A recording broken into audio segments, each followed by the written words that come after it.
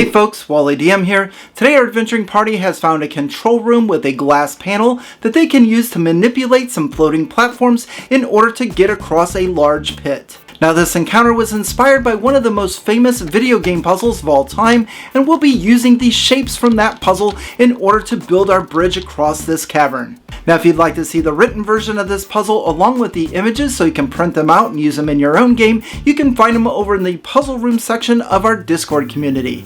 And in fact, a big thank you to Inquisitor Thorn, a Patreon supporter of the channel and a valued member of our Discord community, for submitting this puzzle and letting me present it in today's video. Now we have a lot of ground to cover and platforms to arrange, so let's get started with our puzzle. So in this puzzle, our characters are going to enter the first of two different rooms. This is going to be our control room.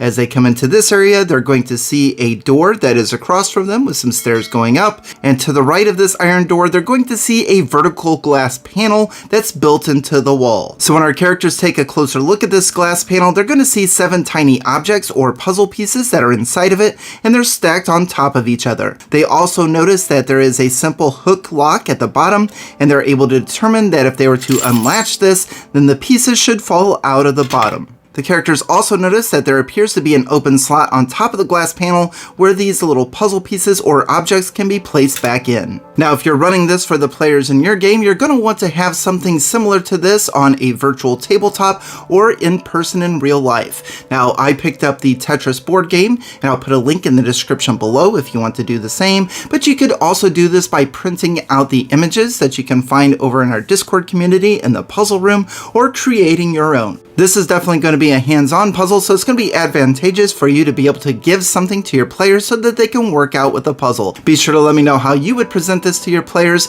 in the comment section below. Now one of the things I do want to add is if the characters do open this glass panel and let the pieces slide out, or if they leave it unlatched, they're going to hear an audible click coming from the iron door. A character now trying to go through this door, they're going to find it locked by an 84th level wizard, and they're unable to be able to get through. It's going to be protected by the most powerful of abjuration magic. However, once the contraption is put back and the pieces are put back into the glass panel, then this door will click to unlock and they can continue through. For the demonstration purposes of this puzzle, let's assume that the characters left the puzzle pieces as they were in this glass panel, and they're going to continue on to the second room. So once the characters go through the iron door, they're going to step out on some floating platforms that are broken into shapes and are hovering above a 30-foot pit. Now this room in total is 40 foot by 80 foot, and there are 2 alcoves, one on the right, one on the left, about halfway down, and then there is a portcullis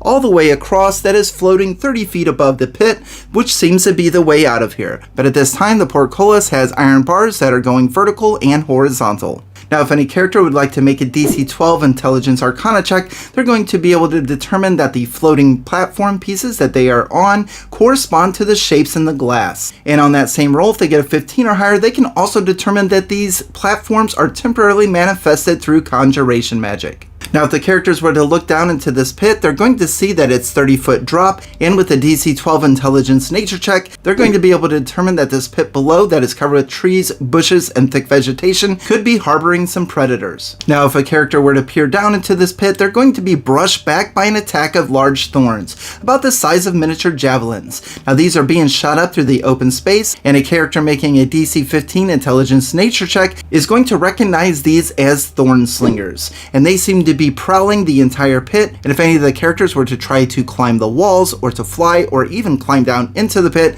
they're going to be attacked by these thorn slingers. Now once the characters realize that there is a threat that is running around in the vegetation at the bottom of the pit, we can let them know that as long as they are on the platform, they seem to be safe from the attacks. So that is all the information we have for the puzzle. We have the control room with the glass panel where the characters can manipulate some puzzle-shaped pieces, and then we have the pit room where the characters need to get across either to the alcoves where the treasure chests are at, or all the way across to the portcullis where they are able to step on floating platforms. However, the floating platforms don't go all the way across, and there is a threat that roams around in the pit below. With everything that's been presented, do you know how to solve the puzzle?